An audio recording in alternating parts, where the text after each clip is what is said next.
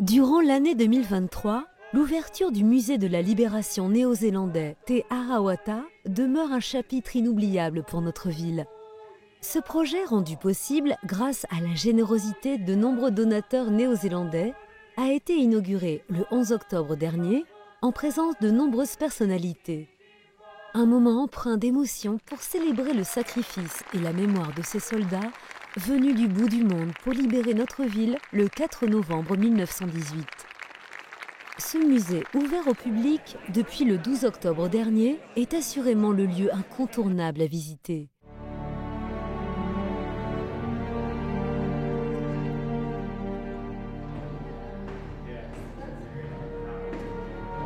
Nous avons beaucoup de chance, c'est d'avoir un musée qui est très moderne, qui est très différent de tous les musées qu'on peut voir dans le reste de la région et qui vient vraiment compléter les autres expériences. La place de la technologie est très importante. On a eu la grande chance d'avoir l'équipe de Weta Workshop qui a travaillé sur le musée.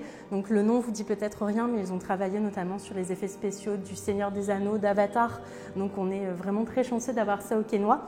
Et ce qui rend l'expérience intéressante, c'est qu'elle est très interactive. Nous avons des écrans, des vidéos, on a le son des oiseaux français, néo-zélandais. Donc voilà, on est immergé et ce sont les sens qui travaillent. Tout ça grâce à la technologie et à son utilisation. Nous sommes reconnaissants pour l'amitié entre la municipalité et l'équipe du musée ici. Nous avons beaucoup de projets que nous avons travaillé ensemble et nous avons beaucoup dans l'avenir aussi pour faire ensemble. C'est une opportunité fantastique pour nous et pour le Quénois. C'est très important pour le thème de le musée d'amitié, prospérité et de liberté aussi. C'est juste au départ de notre projet à le musée. Nous avons beaucoup d'autres projets pour l'extérieur de le musée avec les programmes scolaires et aussi avec les associations. Nous sommes impatients de vous rencontrer à le musée ici. C'est un musée magnifique, le seul musée sur les soldats néo-zélandais en France. C'est très important pour nous. Venez le visiter.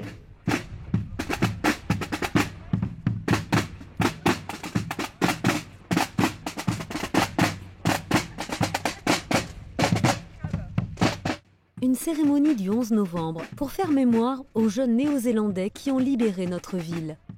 C'est à proximité du jardin des Hortensias que le discours de M. Meunier, professeur de mathématiques en 1918 au Collège du Quénois, a été mis en scène par la compagnie Chaman. Combien ont appris ce qu'il en coûtait de ne pas se conformer à cet ordre humiliant? Amende, prison, coup de cravache. J'en ai fait personnellement la triste expérience. Le mémorial néo-zélandais a été inauguré le 15 juillet 1923, tout comme notre monument aux morts. Madame le maire a repris le discours de Daniel Vincent, ainsi que celui du maréchal Joffre, lu lors de l'inauguration de 1923. De nombreux enfants ont participé à cet hommage, et des figurants ont revêtu les uniformes d'époque pour l'occasion. Une gerbe a également été déposée au monument des 3 régiments. Le Conseil municipal des jeunes a lu des écrits de jeunes quercitins de 1920 et l'harmonie municipale a accompagné le défilé tout au long de la cérémonie. La foule, venue nombreuse, s'est rassemblée au pied du monument aux morts. Les anciens combattants, les jeunes porte-drapeaux, les sapeurs-pompiers de Le Quénois ont eux aussi participé à ces commémorations émouvantes. Les importants travaux de rénovation de l'ancienne boulangerie Banette dans la rue du Maréchal Joffre se terminent. Certains travaux ont été réalisés par les agents de la ville. Nous sommes ici dans le local Banette, donc face à la mairie, qui était un local qui était en vente depuis de nombreuses années parce que énormément de travaux à faire dedans, ça était vraiment devenu une verrue. Et donc comme il y a quelques années pour l'ancien local Georges Paul, on s'est porté acquéreur. La région nous a aidés à 50% sur l'acquisition et sur les travaux et pour faire une réhabilitation totale de ce local. Donc au niveau extérieur, la toiture a été refaite, les menuiseries, tout ce qui est électricité, plomberie, l'isolation, les placos, enfin bref. Donc je dirais la totale pour que le local soit le plus accueillant possible pour les futurs porteurs de projets. La fin des travaux est assurée par les équipes municipales que nous remercions parce que ça permet de faire baisser la note. Et donc il y aura une attribution courant 2024 avec des réceptions de dossiers. On verra en fonction de l'offre complémentaire ou si c'est en concurrence déjà avec des commerces existants. Et il n'est pas exclu que comme pour la première opération, on se fasse aider d'un cabinet extérieur qui est spécialisé là-dedans et qui peut juger de la véracité et de la solidité et à la fois du projet et à la fois du porteur. On espère que le local sera occupé courant 2024 avec un commerce attractif qui favorisera la redynamisation de la rue du Maréchal Joffre et participera également au rayonnement de la ville.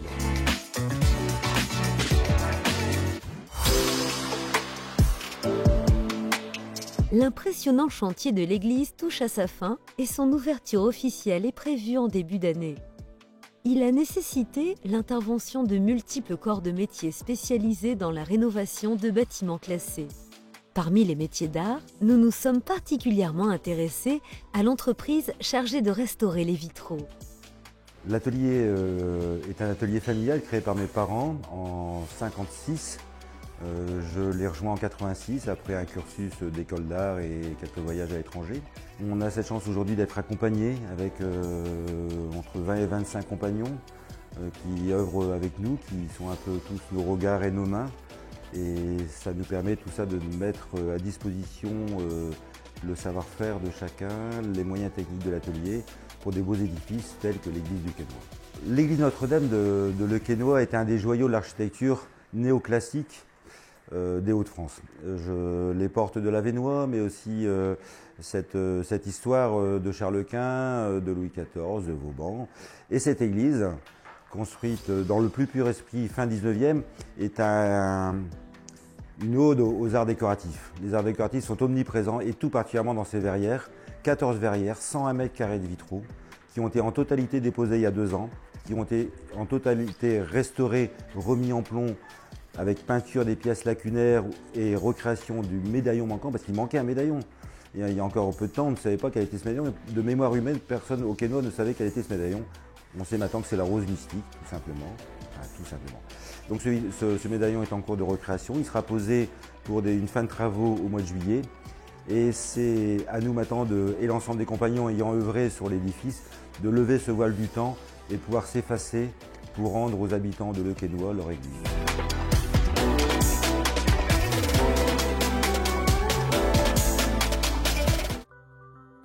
Autre projet phare, la valorisation touristique et environnementale de la ville.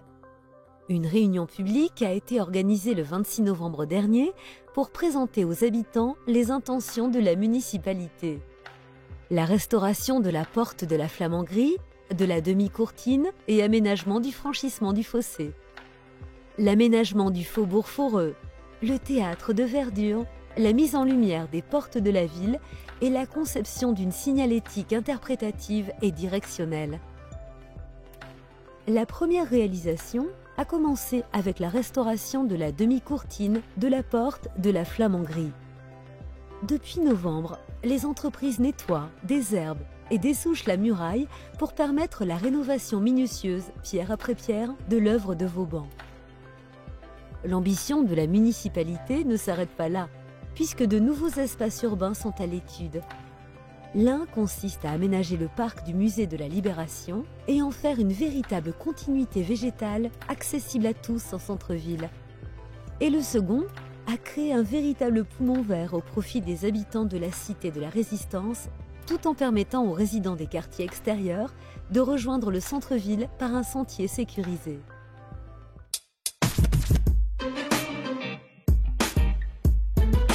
Je suis président de l'association depuis mars 2023. C'est une association qui a été créée en 2018.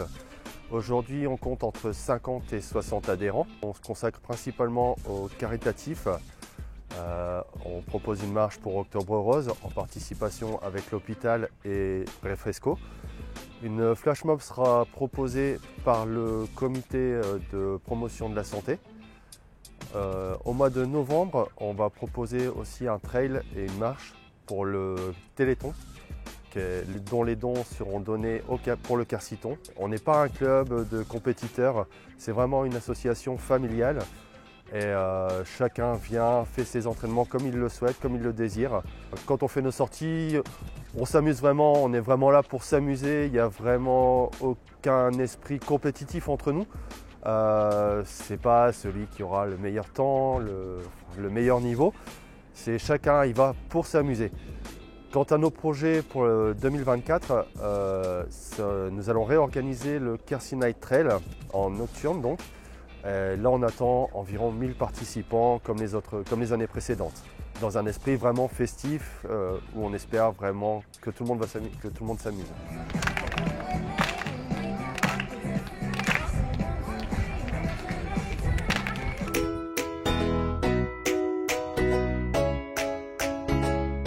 L'objectif de cette année était le maintien de la 3e fleur pour notre ville. Objectif atteint puisque cette année nous conservons notre 3e fleur avec les félicitations du jury. Plusieurs actions ont été menées en concertation avec l'équipe municipale et les agents. Notamment ce signe que vous voyez derrière moi, réalisé par nos services techniques et destiné à recueillir les bouteilles plastiques. L'harmonie du mobilier urbain comme les bancs et les poubelles, ou bien les plantations de haies bocagères et champêtres, ainsi que bulbes et tubercules, font également partie des critères retenus pour l'obtention. Depuis 2021, pas moins de 1500 arbres et haies ont été plantés un peu partout dans la ville. L'investissement matériel est aussi un moyen de parfaire le travail mis en place. L'achat d'un broyeur à déchets de bois nous permet aujourd'hui de transformer les résidus de taille d'arbres et de haies en plaquettes de bois. Elles sont ensuite redéposées au pied des plates-bandes pour garder l'humidité. Le TerraTrack, ce gros tracteur que vous avez pu apercevoir, permet la tonte de grandes surfaces en milieu difficile d'accès.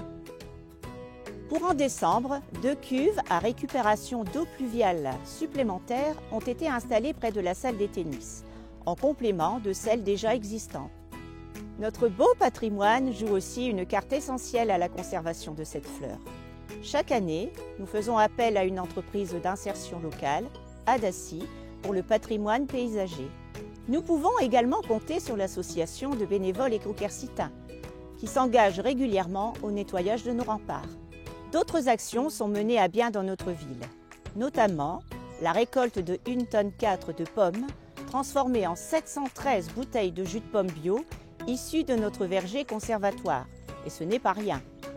Nous avons aussi les animations à la ferme pédagogique durant l'été, entièrement gratuites et accessibles à tous. Et enfin, la participation des Quercitins au concours des maisons fleuries, qui contribue à l'embellissement de notre ville. Cette année, une trentaine de participants ont été récompensés. Merci à toutes et tous.